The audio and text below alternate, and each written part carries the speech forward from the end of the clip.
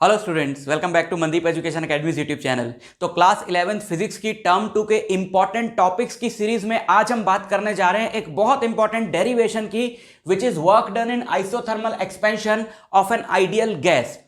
Isothermal word का मतलब क्या होता है बच्चों? आइसोथर्मल का मतलब होता है कोई भी प्रोसेस जो कांस्टेंट टेम्परेचर पर हुआ हो उसे आइसोथर्मल बोलते हैं, यानी through out the process temperature change ना हुआ हो। अब मान लो कि हमारे पास एक सिलेंडर है और उस सिलेंडर में हमने डाल दी एक आइडियल गैस। ये सिलेंडर है, तो ये सिलेंडर में एक आइडियल गैस है। ये रेड कलर के डॉट से हमने जो दिखाया है ये गैस के मॉलिक्यूल्स हैं। अब आपने इसको हीट करना शुरू किया, तो अगर हीट करने से ये सारी की सारी हीट को एक्सपेंशन में खर्च करती जाए। जब आप गैस को हीट देते हो तो गैस उस हीट को दो कामों में इस्तेमाल कर सकती है, या तो वो उसको स्टोर करके रख ले इंटरनल एनर्जी की फॉर्म में जिससे उसका टेम्परेचर बढ़ेगा, और अगर वो उस हीट को स्टोर करके नहीं रख रही, खर्च करती जाती है, तो वो खर्च किस में करेगी? एक्सपेंशन में करेगी। ये प्रोसेस कुछ ऐसा ही है, क्योंकि ये आइसोथर्मल प्रोसेस है, इसमें टेम्परेचर कांस्टेंट रहेगा, तो जितनी भी हीट आप गैस को दे रहे हो गैस उसको एक्सपेंशन में खर्च करती जा रही है। तो हमारा डेरिवेशन यही है कि इस एक्सपेंशन में गैस को कितना वर्क करना पड़ा वो हमने फाइंड करना है। ठीक, तो मान लेते हैं ये एक पिस्टन लगा हुआ है इस पे, और एक्सपेंशन करते हुए, अब इधर तो एक्सपेंड हो नहीं सकती, इधर हो नहीं सकती, इधर हो नहीं सकती, तो पिस्टन को ऊपर धक्का मारेगी, तो गैस ने फोर्स लगाई F, और उस F फोर्स से ये पिस्टन मान लो हल्का सा dx ऊपर चला गया। तो बताओ इस छोटे से काम के लिए गैस को कितना वर्क करना पड़ा? F into D x. Work done क्या होता है? F dx cos theta. F भी ऊपर लगा, dx भी ऊपर है, तो थीटा हो गया 0 डिग्री, cos 0 होता है 1, सो F dx। ठीक है, इतना इसको काम करना पड़ा। अच्छा, मान लेते हैं इस पिस्टन का area of cross section, cylinder का मतलब area of cross section A है। ऑब्वियसली जो सिलेंडर का एरिया ऑफ क्रॉस सेक्शन होगा वही पिस्टन का होगा। आप इसको इमेजिन करो ना, ये सिलेंड्रिकल स्ट्रक्चर है एक, इट इज नॉट, ये 2D में इसको नहीं इमेजिन करना। तो ये पिस्टन ऐसा है और ये पिस्टन धक्का जब इसको मारा तो ये ऐसे ऊपर चला गया इतना। ठीक है, तो ये जो डिस्टेंस है ये dx है, and this area of cross section of the piston, this is a, which is the area of cross section of the cylinder, है ना। तो अगर यहां से प्रेशर जो गैस ने लगाया है वो प्रेशर P है, तो प्रेशर, फोर्स और एरिया में क्या रिलेशन होगा? प्रेशर होता है फोर्स अपॉन एरिया, तो फोर्स क्या हो गया? Pressure into area. तो यहां पे अगर हमने इसको रखा तो dw हमारा हो जाएगा, F की जगह Pa रखा, P into A into dx, है ना। ये सिर्फ मैथमेटिकल पार्ट लिखा जा रहा है इस डेरिवेशन का। आपने इस डेरिवेशन को प्रॉपर लैंग्वेज में लिखना है, मतलब जो जो मैं ये बता रहा हूं वो भी आपको थ्योरेटिकल वे में लिखना है। ठीक है, समझ में आई बात? क्योंकि डेरिवेशन में लैंग्वेज के मार्क्स हैं। तो मैं आपको एक लिंक दे दूंगा डिस्क्रिप्शन में, उस लिंक में दिया हुआ है कि प्रॉपर डेरिवेशन को कैसे लिखना होता है। यही वाली डेरिवेशन प्रॉपर लैंग्वेज में वहां पे लिखी हुई है, तो आप रेफर कर सकते हैं वहां से। ठीक है, तो a इंटू डी एक्स क्या होगा? a into D x, a into D x is a volume of this very small part, है ना। इसको हम dv ले लेते हैं, तो dw हमारा हो जाएगा p इंटू dv। तो इतना वर्क करना पड़ा इसको छोटा सा वॉल्यूम dv एक्सपेंशन के लिए। अब मान लो टोटल वॉल्यूम जो है वो v1 से v2 चेंज हुआ है, तो टोटल वर्क डन होगा, therefore total work done in expansion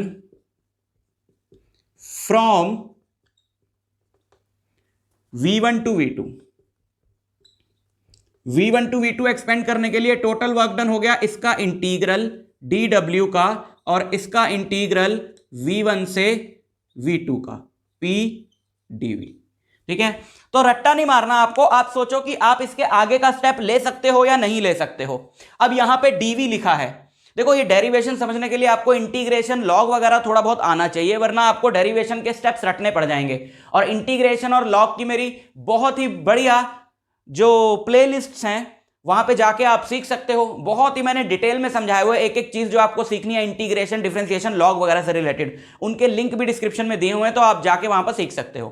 तो अगर यहां dv लिखा है तो dv के साथ v का फंक्शन होगा तभी इंटीग्रेट हो सकता है। या तो ये v का फंक्शन होता या ये कांस्टेंट होता। कांस्टेंट तो ये है नहीं, because this is isothermal process.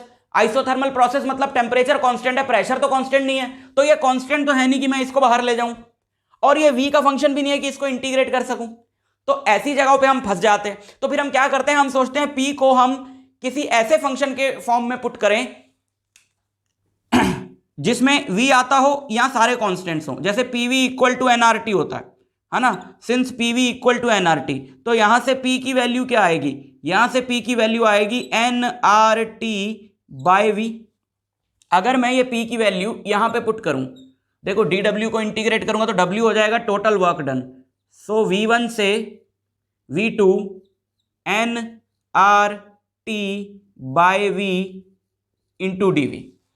अब सोचो, क्या n को बाहर ले जा सकते हैं, बिल्कुल ले जा सकते हैं, number of moles constant, r को बाहर ले जा सकते हैं, t को बाहर ले जा सकते हैं, क्योंकि ये आइसोथर्मल प्रोसेस है, टेम्परेचर भी कांस्टेंट है, तो t को भी बाहर ले जा सकते हैं। फिर बचेगा 1/v, और वो बचा रहे कोई दिक्कत नहीं है, बिकॉज dv लिखा है तो 1/v तो इंटीग्रेट हो सकता है, तो ये सब्स्टिट्यूशन काम कर गई। ठीक है, तो अब w हो जाएगा v1 से v2, nRT को बाहर ले जाएं, थोड़ी सी यहां पे जगह बनाएं, nRT v1 से v2 1/v dv, सो w हो गया nRT 1/v का इंटीग्रल। अब ये आपको इंटीग्रेशन का फॉर्मूला पता होना चाहिए, 1/x dx का जो इंटीग्रल होता है वो नेचुरल लॉग x होता है, ln x जिसको हम लिखते हैं, तो ये x की जगह v है, so this is ln v, और लिमिट लगेगी v1 से v2। आपको रटने की कोई जरूरत नहीं है, आप थोड़ा सा भी देख लो, बहुत छोटे छोटे वीडियोस है लॉग और इंटीग्रेशन के, तो आपको सब समझ में आ जाएगा, अगर अभी तक आपको नहीं पता इन स्टेप्स के बारे में। तो उसके बाद फिर इंटीग्रेशन में हम पहले अपर लिमिट रखते हैं, तो अपर लिमिट v2 रखा, फिर लोअर लिमिट रखते हैं, वेरिएबल की जगह v1 रखा। ठीक है, अच्छा, फिर log a minus log b का फॉर्मूला होता है log a बाई b। आपको रटना नहीं पड़ेगा, अदरवाइज आप रटते रह जाओगे, फिर भी कुछ नहीं समझ में आएगा।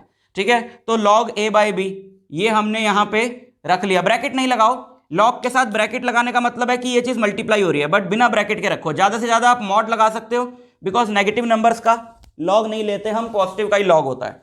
और ये है नेचुरल लॉग, नेचुरल लॉग को लॉग बेस 10 में कन्वर्ट करने के लिए, ताकि हम लॉग टेबल्स में वैल्यू देख पाए, 2.303 से मल्टीप्लाई कराना होता है।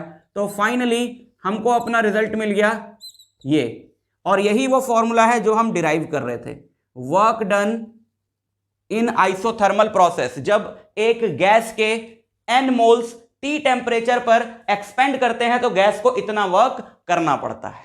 ठीक है, एक फॉर्मूला छोटा सा और इसमें आपको पता होना चाहिए, जाते जाते बता दें, आपको पता है कि कांस्टेंट टेम्परेचर पर बॉयल्स लॉ एप्लीकेबल होता है, तो P1 V1 equal to P2 V2 होता है ना। यहां से हमको V2 बाई V1 की क्या वैल्यू मिलेगी, P1 bye P2, V2 by V1 की वैल्यू मिलेगी P1 बाई P2, और वो यहां पे आपने रखी, तो वर्क डन का आपको फॉर्मूला प्रेशर की टर्म्स में भी मिल जाएगा, बिकॉज वॉल्यूम भी चेंज हो रही है, प्रेशर भी चेंज हो रहा है, टेम्परेचर नहीं चेंज हो रहा, तो प्रेशर की टर्म्स में भी हमारे पास फॉर्मूला होना चाहिए, जो कि है ये।